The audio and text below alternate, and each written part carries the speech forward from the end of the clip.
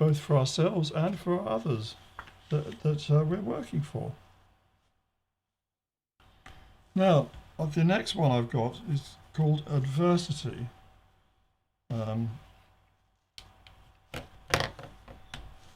And onto this.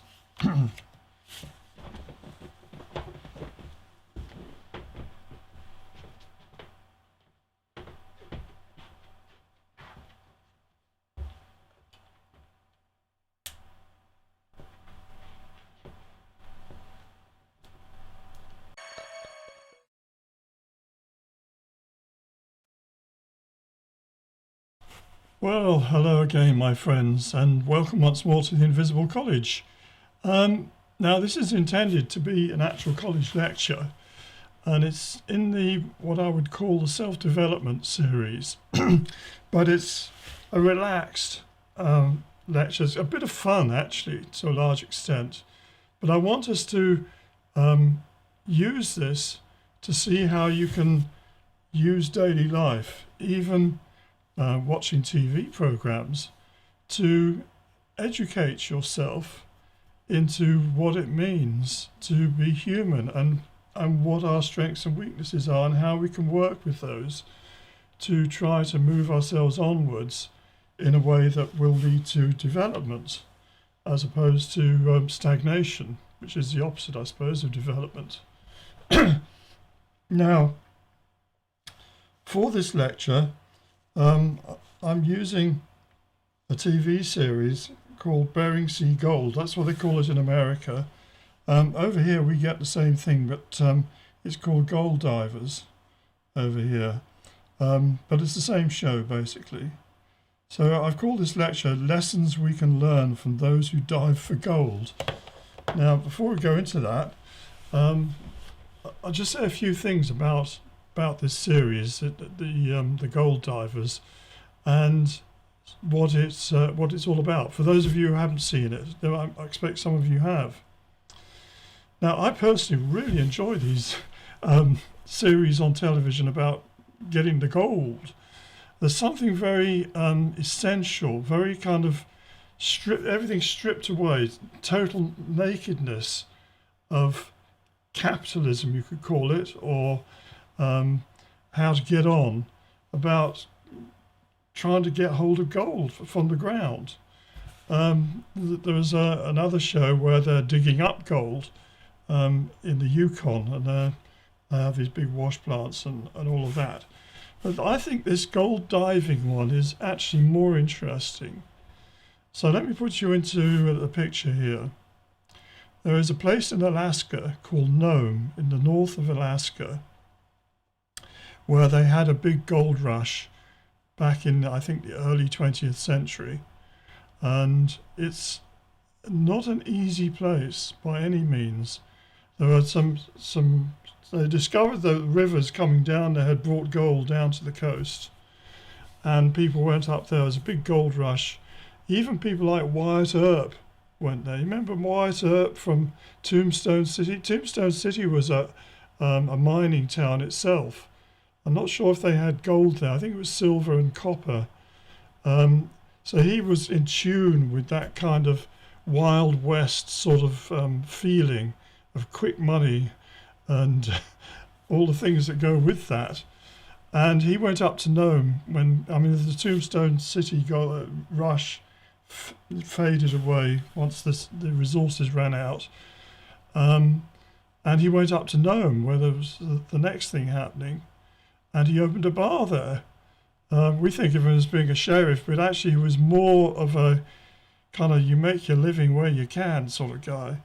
And he opened a bar there. He probably realised that there's more money in providing services to the miners than there is actually in digging and trying to get the gold yourself. Anyway, that aside, it's a Wild West kind of place even today. There's not much in the way of surface mining going on. There's a bit, but most of the work today is in the sea just outside Nome. Nome's on the coast. And people have these little barges that the gold has been brought down by the rivers and deposited on the seabed outside Nome. So they have these little barges which they go out and they have what really like gigantic vacuum cleaners. They have a hose with a diameter like this, sometimes even bigger, and they go along hoovering the bottom of the sea. And upstairs on the boat, the dredge, there is what's called a wash plant. So all that water that's sucked up with gold and rocks and mud and all the rest of it goes through the wash plant, and the gold is heavier than the other stuff, and it sinks down and gets caught in what are called riffles in the wash plant and in the matting there. It's very fine gold, a lot of this, and the rest of the stuff is got rid of. And then at the end of the day or the end of the week or however, they take the mats out and they take it all out, and then they have to further wash it and refine it and separate the gold. And in the end, they have a vial or maybe even a pot with the bigger miners of gold. And so this is kind of, you're actually picking up money off the bottom of the ocean. You haven't got to go and sell that. No problems in marketing or anything like that. Gold is gold. And that's one of the reasons I like this program, because it strips out all of the complications of daily life and brings it back to the people who have to, they go out, they get the gold, and then they can sell it and make money, or they can keep it if they want. And it's all a very personal, one-on-one thing. And it kind of shows you in a very visceral way what life is and what talents you need to develop. Well, not just talents, but what you need to do to be successful. And this applies not just to gold diving, it applies to everything. And so I think it's a very interesting subject to look at from this point of view. And I'm going to tell you more about the gold divers and the individual characters. I should add also that there is a second kind of barge, as well as these suction dredges, that have big scoopy buckets, like on what we would call a JCB in England. I'm not sure what you call those, a digger in America, that can scoop, get a long arm that can go right down to the bottom of the sea. A bigger dredge, much bigger, up the top. And they scoop up the dirt and the gravel and all the rest of it and some gold. They tip it into a hopper and it goes down, it goes through their wash plant, which is a much bigger wash plant normally than on the little dredges. And they actually can get a lot of gold that way, but it's a much bigger investment. So you have the little dredges, which don't cost an awful lot. They're still expensive, but they don't cost an awful lot. And that's kind of what the beginners work with. And then you have a few professionals who are working with these much bigger dredges that cost millions. So you need a big investment to start with, but the rewards can be bigger. So that said, let's go on and we'll see what we're talking about here. Now then.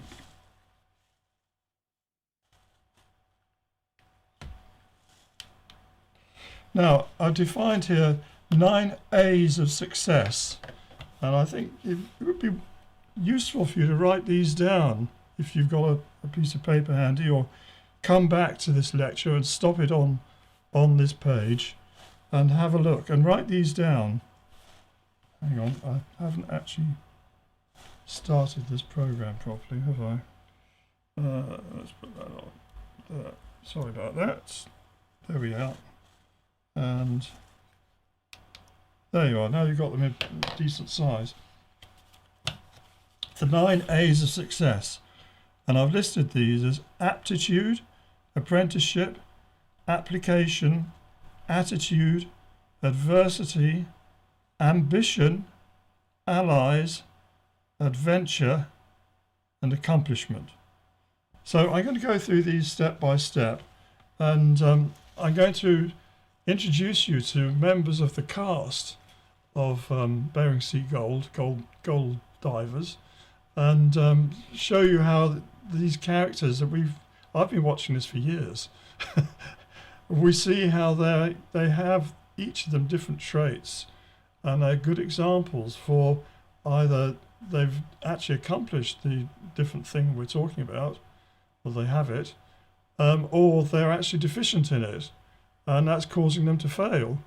So we're going to go through them individually, and it's a bit of fun, this lecture, so don't take it too seriously, but at the same time, I think these are very useful points if you do want to do something with your life and make a success of it, whether it's in esoteric terms, this is esoteric school, or in just general life terms of trying to make a better life for yourself. So we're going to go through these one by one. Now then, first one I've got down here is aptitude. Actually, that should only be 1p, but there we go. And I'm taking here as an example this lady here called Emily Rydell, and she's one of the stars of the show. Now, when we first met her, some years back now, she was a deckhand on a dredge with her boyfriend, a guy called Zeke. We'll be meeting him later as well. And she was up there for the first time ever up in Nome. He got himself a little dredge, and she was going to work with him. She was going to dive. Turned out that the moment she got in the water and underwater, she absolutely panics. She just couldn't do it. She had no aptitude for doing that work, sucking up the gold off the. That's a frightening thing, because these miners, these divers, they are wearing a full diving suit, but they have to have hot water pumped through it, because the temperature down there, we're talking about north of Alaska, even in summertime, at the bottom of the sea there, it's about 4 degrees centigrade. And you would quickly get hypothermia if you don't have hot water coming through your suit to keep you warm. And then you've also got wearing a face mask with a pipe to bring air to you. So there has to be a pump delivering air, and there has to be another pump delivering hot water. And that has to be driven by a diesel motor, those two pumps. And also, of course, there has to be another pump sucking up the water to drain for the gold, the big pipe. So it's a dangerous business, because if anything happens to your air supply, you've got to get up to the surface really quickly. If your hot water stops, you're in problems. You need to be in touch with the people upstairs on the boat, and not the intercom systems, at least the ones they had originally, were very poor. So you could be in a terrible situation down on the ocean bed there, and the people up the top didn't know.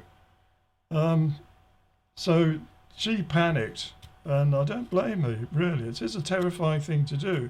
You've got to have nerves of steel, and not everyone has, that aptitude to be able to do this. But she had another ace up her sleeve, because however, she discovered that she had a real aptitude as owner and captain of a dredge. She's good at this and employs other divers to go and get the gold for her. So think about this. Some people are not particularly good at doing a certain job, but they can be very good at organizing the situation that enables other people to do that job. So once she got herself a dredge, which she bought from her boyfriend, former boyfriend, he's not with her anymore. But once she bought that dredge, and I don't know how she got the money. I think part of it she had on loan, or she made a deal with him that she would pay him back when she got more gold. But once she got that, she actually is a very good captain. She's good at keeping the equipment up to scratch, which is actually a good thing for the guys who are doing the diving. You need a captain that looks after the equipment that you're going to need. She stays in touch with them. She's got a good radio set or whatever it is that they use to communicate visually with the divers. She can see what they're doing, what they're up to, and talk to them. And she's able to run a good ship. And they go out there and they trust her. And because they trust her, they work hard and they get the gold, which they all share among them.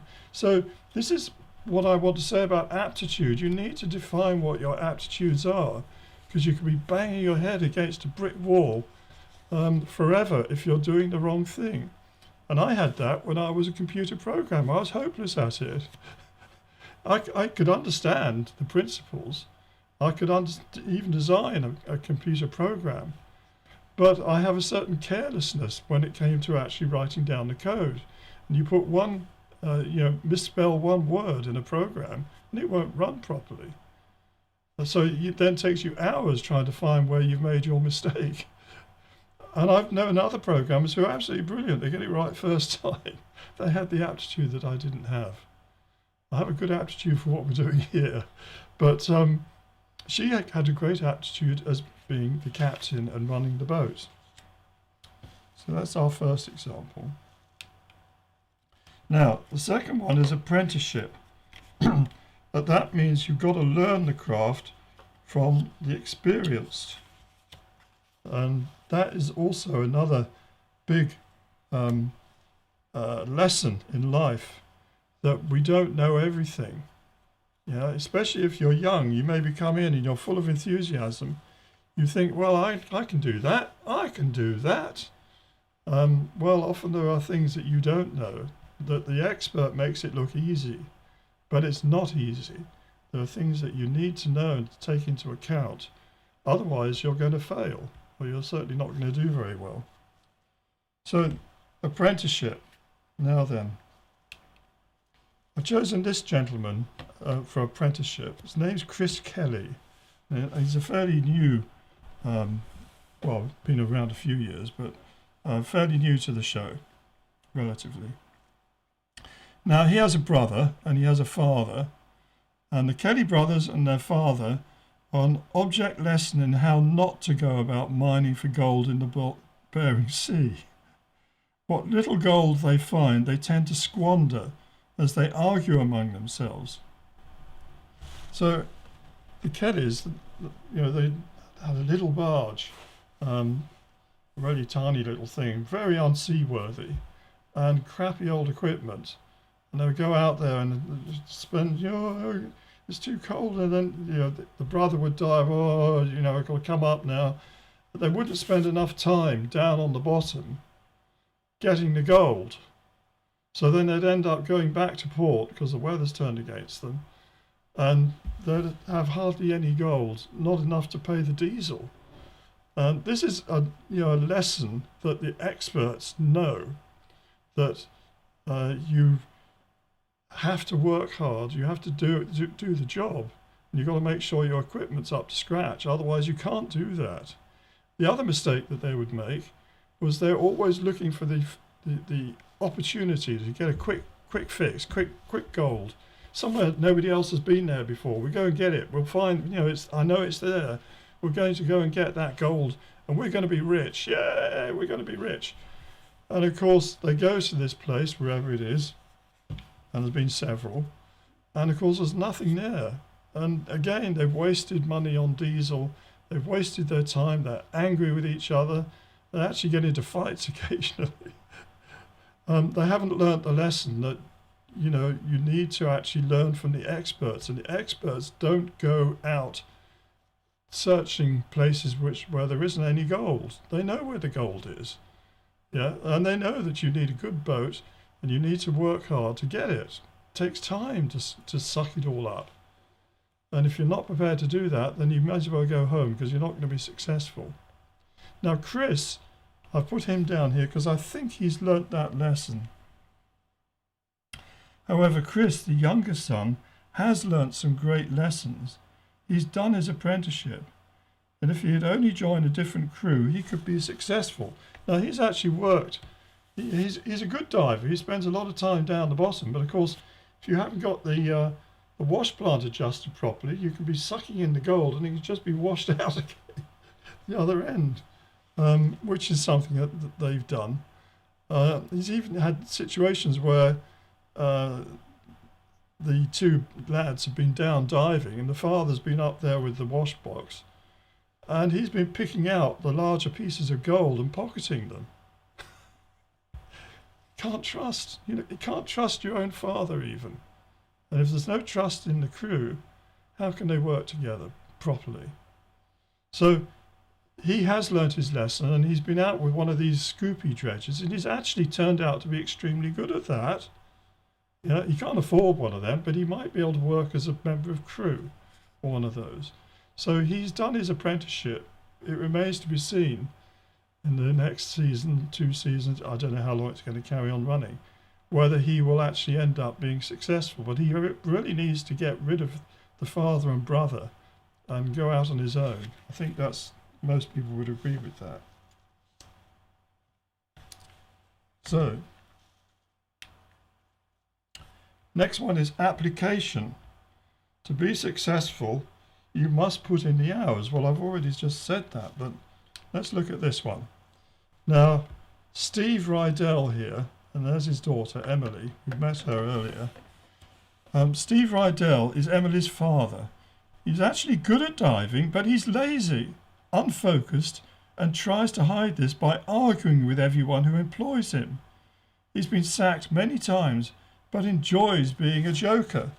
So, Steve, he's actually quite a likeable guy in many ways, and he cracks jokes and he's a bit of fun, but he's got no application.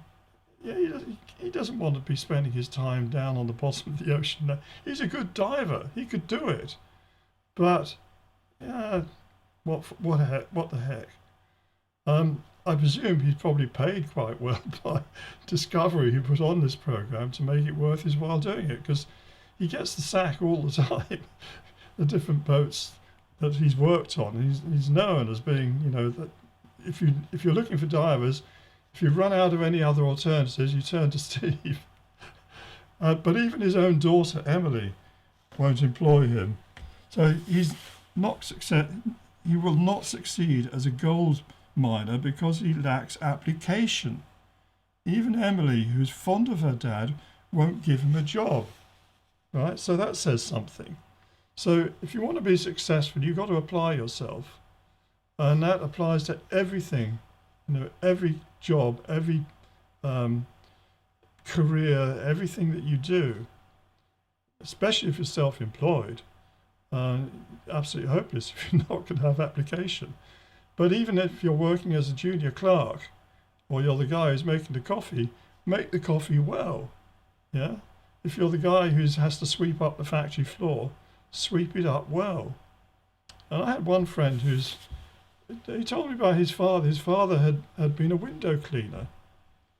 And he had passed on this piece of advice to his son. He said, whatever you do, son, do it well. And he always worked really hard with cleaning windows to do it the best that he could. And in due course, he had developed his own window cleaning business, and he had a number of employees and subsidiaries cleaning windows. And he did very well out of it. So whatever you do, try to do it well, and you'll find that your career will progress and your self-development will progress. So that's the lesson with Steve. Fun that he is. So the next one. The next one is attitude. You must keep focused and not allow distraction. So your attitude must be right. And this is probably one of the key ones that floor so many people, that they have the wrong attitude. And people come along to a job and they have the attitude that, well, I'm here at the job for them to pay me. No, you're here at the job to do the job. And because you do the job, then you get paid. If you don't do the job, then the employer's not going to get the money that he would have got, which he was going to pay you with, and he won't be able to keep you on. Simple as that. And too many people look upon life as owing them a living. Yeah? Why should I have to do this? I have the rights to do such and such. I have the rights to unemployment benefits, so why should I not be given a council house and given as much cash as I want and need, because that's my right. Well, it's a very bad attitude, and that won't get you on in life. Really, it won't. You get trapped in what's called the poverty trap, where you become dependent upon handouts from the government. And then you find out that they actually want something back from you. For example, they want your vote. They want you to stay in that position. They don't want you to progress. They want you to remain poor. They want you to be dependent on them, because if you're dependent on them, then they can control you. And this, unfortunately, is spreading more and more into the world, this whole woke thing that we go on about. It's all to do with that. People in power wanting everybody else dependent on them. And somehow that you have to break out from that and develop the right attitude that you wish to progress your life. And they actually need to develop a better attitude as well.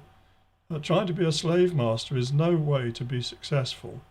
And in terms of self-development, it's going to cause you to be judged very harshly after you die. So you need to understand that there has to be this reciprocal thing. You've got to be proactive in your life, and your employer or your government or whoever have got to be understanding, and they've got to also have the right attitude not to want to exploit you. Yeah, there has to be this relationship, this contract between different people working together to establish the right attitude, which is what you get in the Gospels, by the way, with the story of the talents, and I've talked about that before. The guy who has 5 talents, and the master goes away, he uses his 5 talents to make another 5, so when the master comes back, then he's able to give back the first 5, and the master promotes him. In this life, what tends to happen in terms of self-development is you're lent at birth, you're lent a life, you're lent a body. Yeah, you got one of these, a body. It's not yours forever. It's going to die. It's going to go back into the ground. But if you use that body and your brain and your mind and your emotions, your life, use it profitably, you'll have something to take with you as a spirit, as a soul, when you leave that body, and you'll progress. This is what attitude is all about. Now then, who have we got here in the minors that displays this? We've got the bad boys, right? Steve Rydell, well, you've met him already on the left. He's lazy and unfocused, and he couldn't care less. Vernon Atkinson in the middle is a bully. Now, he's a strange character who's, we've seen him over the years. He always seems to have money to buy an expensive boat or expensive piece of equipment, and he's building a team, and he's thirsty and hungry for gold. But he doesn't go do any diving himself. If he tried, he'd probably have a coronary.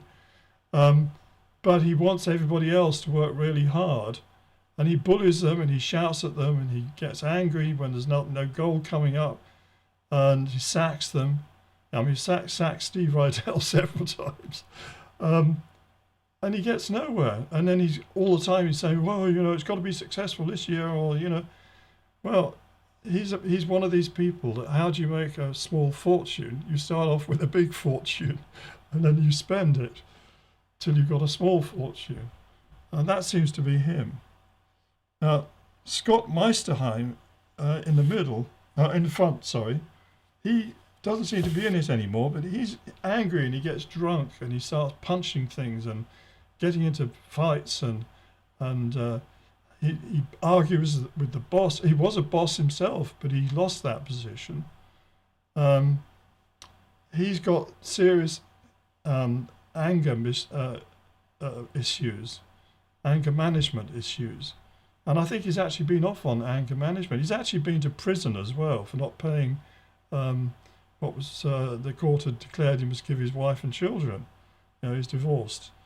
So he's one of these people that needs to get over all of those things, because apart from that, he is actually quite a good diver, or he could be, as long as he can control his anger and not come to work hungover much too late because he's been drinking the night before.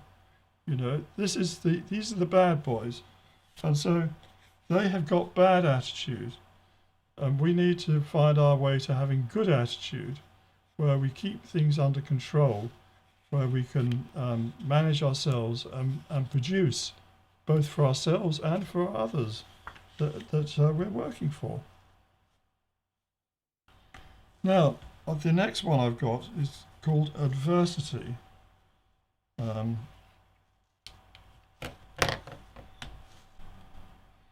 Adversity.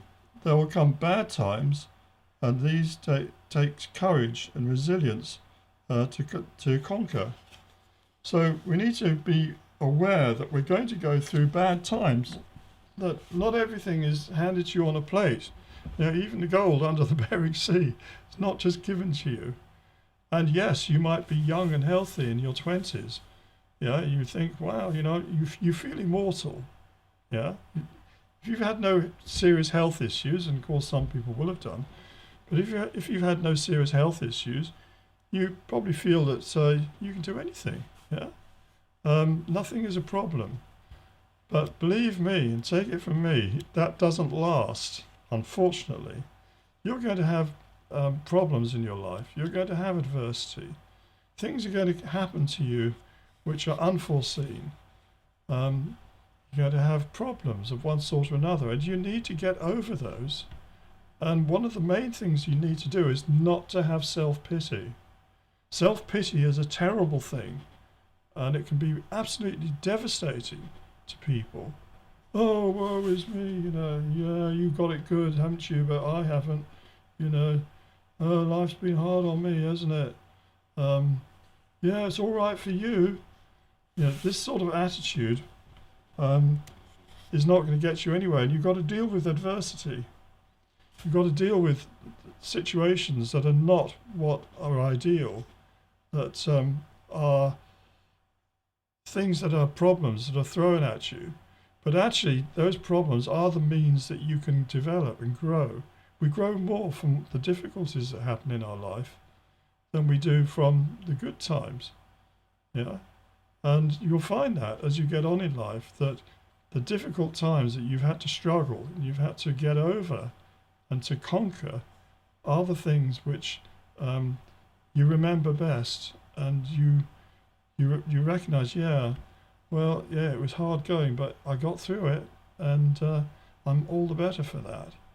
So adversity is something you're going to have to cope with in one way or another. And we've got another guy here that represents that. This guy, George Young. And George is a fairly recent character to join the show, and he's had a fantastic attitude. A paraplegic after an accident, he owes money to his brother for a boat purchase. Yeah, he's determined to pay this back. Now, his brother is a really nice guy, actually. He's actually quite well off, the brother. He owns a big dredge, although that's not yet paying, but that's well on the way now, but that's another story. But he enabled George to fulfill his dream of having a dredge of his own, a boat. And George is actually a very good diver. And despite the fact that he's paralyzed from the waist down, I mean, he's in a wheelchair, and he has to go on his wheelchair and be wheeled onto the boat, or wheel himself on. You don't go on one of these boats on your own, by the way. You need crew. He then puts on a diving suit, and he dives. And he will spend 8 hours down on the bottom there. I mean, he can't use his legs. He's working with his hands only. And this big heavy suction hoses, he's working with it, working really hard. And he eventually pulls up enough gold, to be able to pay at least part of the money back to his brother. His brother doesn't want it. He says, look, I'm okay with it, George. George says, no, I must pay back what I've borrowed. I've said I would. I keep my word. Now, what a fantastic guy that is. He's overcome his adversity. So despite his paralyzed legs, he drives himself, staying underwater for a full session. That can be up to 8 hours. And he's a lesson in how to conquer adversity. Nowhere in this program do you ever hear George complaining about his situation. There he is in his wheelchair, And he was a very active man before that accident. And he's had to come to terms with the fact that he's no longer able to be the athlete that he was, and the man that he was. And he's had to say, well, okay, that's past. Now is now, and I can still be good. I can still overcome this. And he works hard to do so. And I think that is a fantastic lesson for all of us, you know, in overcoming the adversities that happened in our own lives. So the next one I have, I call ambition. And if you don't have ambition, again, you're not going to get anywhere. The key guy for this is one called Pomerenki.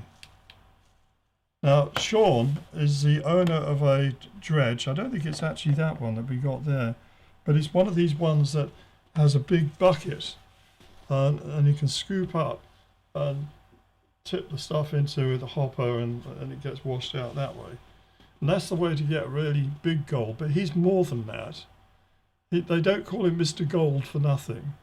He has an instinct for where the gold is.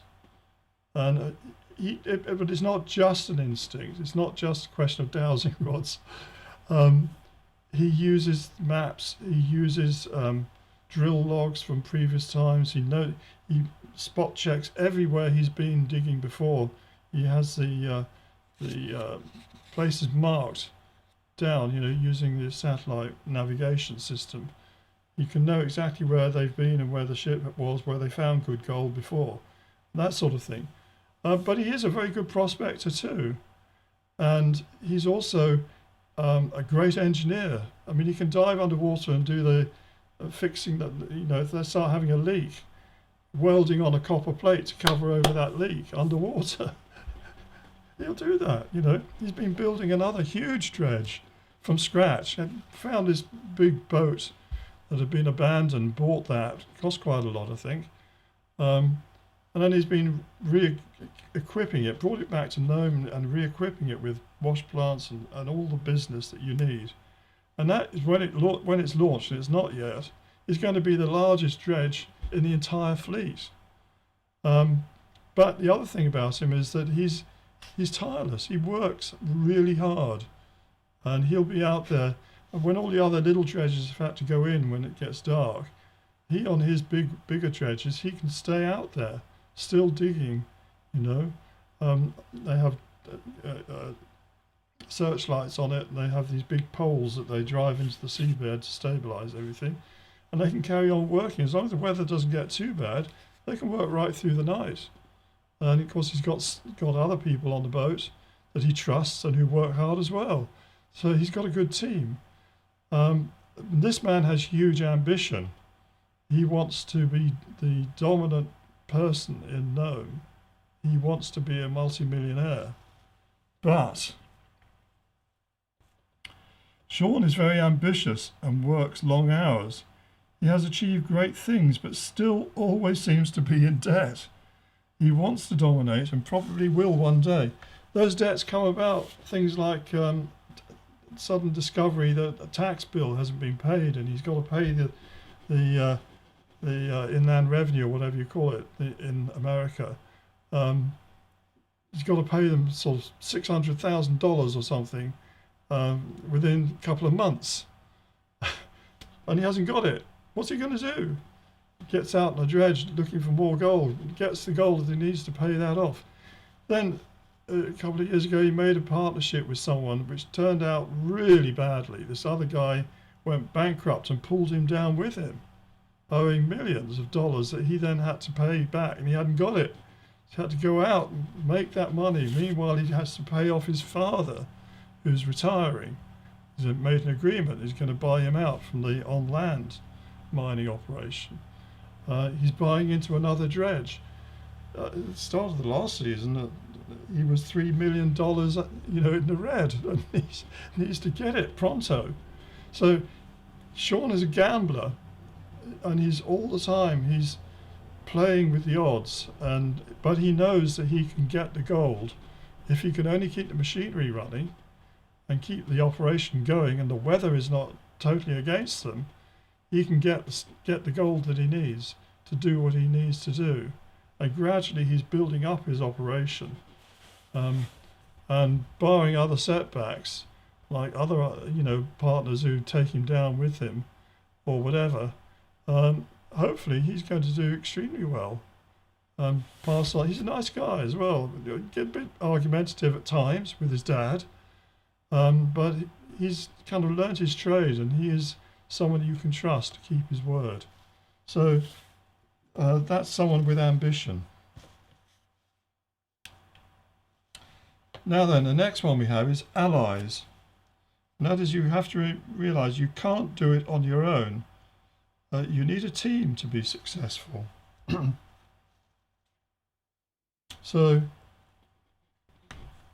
who have we got here? We've got Emily Rydell again, and with her crew. And I've chosen her because, as I said, she's actually a very good captain. She's hopeless at diving. She can't do it. She gets scared stiff the moment she's in the water, but she can build a team and she can operate a ship, keep keep it running, which is very difficult. These difficult seas, and the equipment takes a hammering, as you can imagine. But she can keep that boat on the gold for a long time, and they can get gold that way, and they all do well. So her crews tend to trust her. They come and go. And gold divers do. I mean, they're looking for better options. Maybe they want to start their own operation. Many of them do. But all told, she's actually quite a good captain, and I would say that she's good that way. Sean Pomerenki is another one who's also very good building a team and keeping them happy, because he gets the gold and they get a share of the gold. Simple as that. Success brings success. And if you're operating a successful business or company, people are going to want to work for you. If your company is a disaster and it's only just hanging on by its fingernails, well, they're not going to be so keen, are they? And if you treat your staff badly, they're going to be looking for other opportunities as well. There are going to be other better companies that look after their staff. So this all boils together. And so you do need allies, because you can't do it on your own. So what else have I said here about her? This is a good partnership, but it depends on trust, loyalty, and hard work. Working without allies on a scrappy dredge is a waste of time and resources. And we've seen this over and over again in this series. People who go out with scrappy dredges and they can't be bothered to spend enough time underwater. They want to play. They want to have fun. They don't realise that this is actually a job, not a holiday. And they don't get the gold, and so it's a disappointment for them. So you need allies anyway. Now the next one I have on here is adventure. So you need to keep a sense of fun in what you do. Yeah, you do need to have some fun, and try different things. Yeah, try different things to keep fresh. So a good example of this is Emily's former boyfriend, Zeke Tenhoff. And here's Zeke. Emily's, this is some years ago they were together when she first came up there and worked on his dredge. They both had other relationships since then, and now she's married, I believe. So Zeke, anyway, is still an old friend of hers. And he's a remarkable man with many skills. He has built and operated 2 traditional dredges, and has now built a sailing ship dredge. Now, this guy has skills at making new equipment, building a dredge from scratch, and building now this sailing boat. It can put up a sail, it's got a motor that can go on. His plan is that he can go off to distant places, find the gold where no one's been before. Yeah, we've heard that one. And bring up gold and sail back that because it's a sailing barge and not just an ordinary, most of the barges are almost just rafts. Rafts as platforms with a little cabin on them and the other equipment that they need, and and the big hose pipes that they can put down. Most of them are like that, and they're not very seaworthy. So the moment the sea gets a bit unsettled and there's reports of a storm coming, they have to scuttle back into port, and they can't go out very far. With his sailing boat, he's got tremendous speed, and he can go for miles, and then go and do some dredging, and then sail back, or they can stay out there if they want. It's big enough a cabin that can sleep on board. So what he likes is adventure, and he's actually a very good dredger when he wants to do it. When he wants to go down there with the hose, diving and sucking up the gold, he's very good at it. But he gets bored with that. He gets bored. He wants adventure, and he enjoys now being like a pirate, sailing his ship away. And you need some of that. I think he's taking it too far at the moment in the series, but nevertheless, you do need a sense of fun and adventure as well to carry on. So I've said here he built his ship dredge. However, he is like a modern-day Viking and craves adventure. He gets bored with the drudgery of diving every day.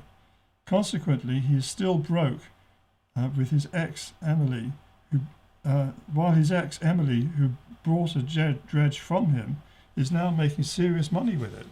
So if he had hung on to that dredge, which she now has, and she's renamed the Eroica, he could be making that serious money, but he didn't have the discipline, and he fell apart at the time with a combination of drugs and alcohol and getting into trouble with the law. I think largely because he was bored. So that's Zeke. So now we come to the final thing, which is accomplishment.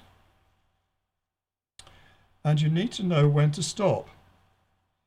Don't let gold take over your life. You need a balance, right? So it's very easy to get gold fever. Many people do. They've got some gold and it's true what they say about gold fever, that people get obsessed with it. They get obsessed with the quantity of it. They get obsessed with finding more, and however much they get, they always want more. And this is something that we've seen in a number of different gold programs. To get that work-life balance, between your private life, your family life, other things that you do, and your life getting gold, is very difficult. People get so obsessed with gold digging and mining, and they'll work all the hours of the day and night, and neglect everything else in their life. And then they'll get to middle age, and they'll suddenly look around and they'll say, I'm all on my own. What's happened? Why can't I, be like other people? They've got families, they're now getting grandchildren perhaps. I'm just on my own. I'm getting too old for this job of sucking up gold or digging it by hand or whatever. What happened? And what happened was they got gold fever, and they let their work-life balance get out of kilter. And that can happen to all of us. I mean, gold mining is only one, it's a very visible form of activity, but you can be totally wrapped up in any job. Like you can be an estate agent, and you can never sell enough houses. You just hunger and thirst after selling houses. It's what you would call a realtor in America. You've always got to be having more. You want a bigger and bigger mansion yourself. You're focused, you're determined, and that leads to sort of materialism and the shallowness of your life. You need to actually be having other things going on in your life as well. And I'll tell you someone that comes to my mind as having that sort of work-life balance. I've never met him and got no contact with him, but the filmmaker and producer, James Cameron. Now, Did you know that? I mean, he made Titanic, right? The movie Titanic. But did you know that before making that film, he was already a marine botanist, I believe, or geologist, or anyway, something to do with the sea. And he had a special diving capsule made to be able to dive to the deep depths where the Titanic is lying, right? It's in a very deep part of the Atlantic Ocean. And so he dived down in this diving bell. It was attached by some kind of chain up to the ship above, and there's air being pumped down. Now, he's in this chamber on his own at the bottom of the ocean. And if anything goes wrong with that chain, he's a dead man. There's nothing that can be done for him. There's no other mechanical device that can be sent down to bring it up. Nothing. This man took a risk. But it's because his passion is the sea and everything that goes with the sea. And he also has a sense of adventure. And he, as he said himself, I've seen him on TV talking about this, he made the film Titanic to pay for what he really wants to do, which was to go down there and dive on the wreck. Now, isn't that amazing? And this is a man, I mean, you might say, well, that's a very extreme thing to do. But it is a kind of balance between what he wants to accomplish with his life and his work. And I can see that as being, even if you're highly successful, as showing that you have a work-life balance. Another interesting man is Elon Musk. I think he is unbalanced, actually. But he has this overwhelming desire and passion that mankind should go to Mars. And so although he's the richest man on Earth, at least on paper, he's been investing billions into building this. He's already built a spaceship which can take men to the space station and also put satellites into orbit and do it with returnable boosters that can come back to Earth and be used again and again. And as a consequence, he's made every other space company overpriced and redundant. They've all got to try to follow suit, but they're way behind. He's already doing it. And now he's building these massive, great spaceships, sort of 9-meter diameter ships, tall as the Empire State Building almost, taller even than the Apollo spacecraft, but as returnable ships that you could launch this massive ship into space, get into orbit, maybe go to the moon or to Mars, and then fly back to Earth. They're developing these. It's this sci-fi for real. And that's his passion. By the by, he also runs a company like Tesla Motors, which is completely changing the face of the auto industry. So this is a man whose multiple accomplishments are everywhere to be seen, but does he know when to stop? Has he got a work-life balance? I'm not sure that he has. And now we're going to look at another guy who I think has done this. And that's Steve Pomerenki, who's left the show now, but he is Sean Pomerenki's father. Now they fight like dogs. They argue and Sean's always angry that his dad doesn't show him any appreciation for what he does. And Steve thinks that Sean's ungrateful. And they argue. But together they have achieved great things. And Steve has now retired, but he's achieved his burning ambition, which was to set up an on-land mining operation. Now, it used to be an on-land miner, but they went bust some decades ago, I think. I don't know the circumstances of that. And that's been niggling him in his mind. So that's why they got into the sea thing. But he always wanted to get this on-land mining operation going, I think, to prove that he could do it. And having set it up and it's been profitable, they've been making money, he's now ready to retire. And he has retired. And he's selling his shares to Sean. So that, I think, is another lesson to learn, which is when to retire, when to say, I've done what I had to do. Yeah, I've accomplished my goals. Now is the time to hang up the hat. I'm not going to be diving under that sea anymore looking for gold. I'm not going to be digging for gold on land. I'm going to enjoy time with my family. I'm going to play golf.